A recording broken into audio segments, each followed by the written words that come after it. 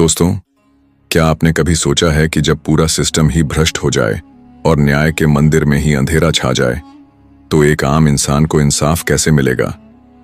आज मैं आपको एक ऐसी ही अविश्वसनीय कहानी सुनाने जा रहा हूं जहां एक युवा और तेज तर्रार आईपीएस अधिकारी अवनी चौधरी ने सिर्फ एक लड़की को न्याय ही नहीं दिलाया बल्कि पूरे सिस्टम को हिलाकर रख दिया।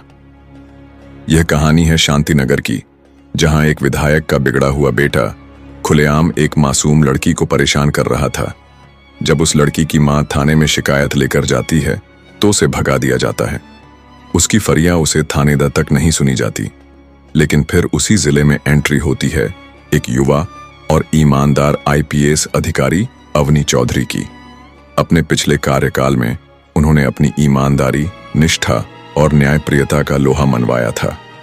शांतिनगर की जमीन पर कदम रखते ही उन्हें एहसास हो गया था कि यह केवल एक नया जिला नहीं बल्कि एक नई चुनौती है। यहाँ की हवा में कुछ ऐसा था जो बदलाव की पुकार कर रहा था, एक ऐसा बदलाव जिसकी बागडोर अब उनके हाथों में थी। एक दिन उनके दफ्तर में दो उदास आंखें और कंपाते होंठ लिए एक बूढ़ी मां श्रीमती दुर्गा देवी अपनी मासूम बेटी काजल के साथ पहुंची। उनके चेहरे पर गहरी निराशा थी, लेकिन आंखों में एक धुंधली सी उम्मीद की किरण अब भी बाकी थी। दुर्गा देवी ने लड़खड़ाती आवाज में अपनी व्यथा सुनाई। मैडम विधायक, राजेश्वर सिंह का लड़का विक्रांत रोज मेरी बेटी काजल का रास्ता रोकता है। वह उसे छेदता है, अश्लील बातें करता है और हमारा जीना मुश्किल कर दिया है। काजल, जो अपनी मां के पीछे सहमी सी खड़ी थी, ने अपने आंसुओं को पोंछते हुए सर झुका लिया। दुर्गा देवी ने आगे बताया, हमने थाने में शिकायत करने की कोशिश की, लेकिन थाना प्रभारी इंस्पेक्टर प्रताप वर्मा ने हमारी एफआईआर तक दर्ज नहीं की। उल्टा विधायक राजेश्वर सिंह खुद थाने में आकर हमें धमकाता रहा। ऐसा लगता है जैसे विधायक और उसके बेटे ने पुलिस वालों को अपनी जागीर समझ रखा है।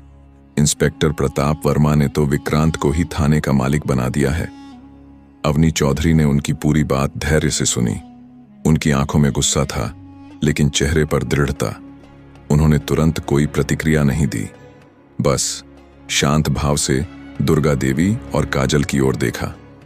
उन्हें समझ आ गया था कि यह सिर्फ एक निजी उत्पीड़न का मामला नहीं बल्कि पूरे सिस्टम पर हावी होते भ्रष्टाचार और रसूख का खेल है। उन्होंने दुर्गा देवी को आश्वासन दिया कि उन्हें न्याय मिलेगा और उन्हें वापस भेज दिया। अवनी ने अपने दिमाग में एक योजना बनाई। वह जानती थी कि सीधी कार्यवाही शायद काम ना करे।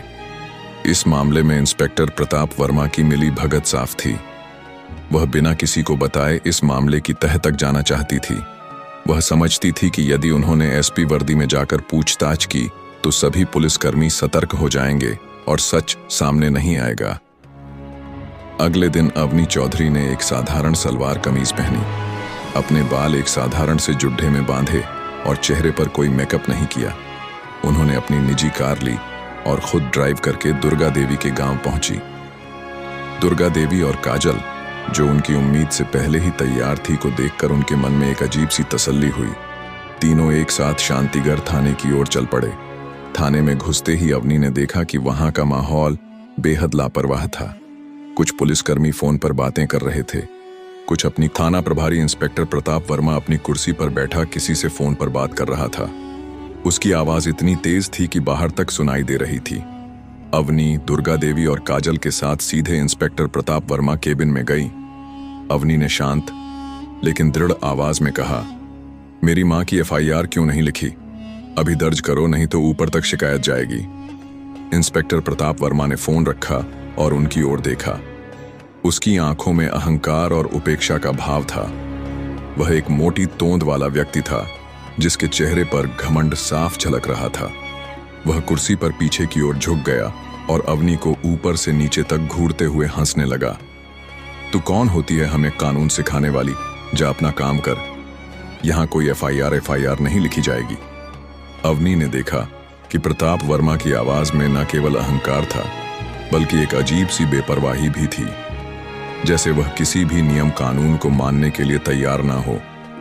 उसके शब्द सुनकर दुर्गा देवी और काजल डर से पीछे हट गई। मैं कोई आम नागरिक नहीं हूं, अवनी ने जोर देकर कहा। तुम किस हैसियत से एक पीड़ित महिला की शिकायत दर्ज करने से मना कर रहे हो?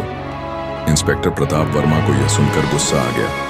वह अपनी कुर्सी से उठा और अवनी के करीब आया। तू बहुत बोल रही है, चल बाहर निकल यहां से। ऐसी लड़कियां बहुत देखी हैं जो थाने में आकर पुलिस वालों को धमकाने की कोशिश करती हैं। इतना कहकर उसने अवनी को धक्के देकर बाहर निकालने की कोशिश की। उसकी हाथ की पकड़ डीडीएच काफी तेज थी। उसी पल अवनी चौधरी ने अपनी जेब से अपना पहचान पत्र निकाला। उसका चेहरा अब लाल हो चुका था, लेकिन उसकी आवाज में एक भयंकर गर्जना थी जो पूरे थाने में गूंज गई। नाम है अवनी चौधरी, इस शांतिनगर जिले की नई आईपीएस। अब बताओ, क्या यही तरीका है जनता को इंसाफ देने का? क्या यही तरीका है एक पीड़ित महिला के साथ व्यवहार करने का? तुम्हें शर्म नहीं आती? इंस्पेक्टर प्रताप वर्मा के पैरों के नीचे से जमीन खिसक गई। उसकी आंखें फटी की फटी रह गईं। चेहरा पीला पड़ गया और शरीर कांपने लगा। उसकी सारी अकड़ हवा हो गई। वह कांपते हुए घुटनों पर आ गया। जैसे ही उसने अवनी चौधरी के आधिकारिक आईडी कार्ड पर आईपीएस शब्द देखा, उसके माथे पर पसीने की बूंदें चमक रही थीं। थाने के बाकी पुलिसकर्मी जो अब तक अपने काम में मशगूल थे, ये सुनकर सन्न रह गए। वे सब अपनी अपनी जगह से उठ खड़े हुए और डर से अवनी चौधरी की ओर देखने लगे।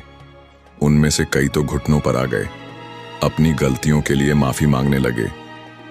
अवनी चौधरी ने एक पल के लिए अपनी आंखों से पूरे थाने को स्कैन किया। उनकी नजरें उन सभी पुलिसकर्मियों पर पड़ी जो अब भयभीत लग रहे थे। यह केवल प्रताप वर्मा की गलती नहीं है, उन्होंने कहा। यह आप सभी की गलती है। आप सब इस भ्रष्टाचार का हिस्सा बन चुके थे। आप सभी ने अपनी वर्दी का अपमान किया है। अवनी चौधरी ने तुरंत अपने मोबाइल से डीजीपी ऑफिस को फोन किया। उनकी आवाज में कोई संशय नहीं था। यह आईपीएस अवनी चौधरी बोल रही हूं। शांतिनगर थाने के थाना प्रभारी इंस्पेक्टर प्रताप वर्मा और यहां मौजूद सभी पुलिसकर्मियों को तत्काल प्रभाव से सस्पेंड किया जाए। इन पर विभागीय जांच बिठाई जाए। उनके आदेश साफ और स्पष्ट थे। प्रताप वर्मा और बाकी पुलिसकर्मियों को वहीं सबके सामने सस्पेंड कर दिया गया।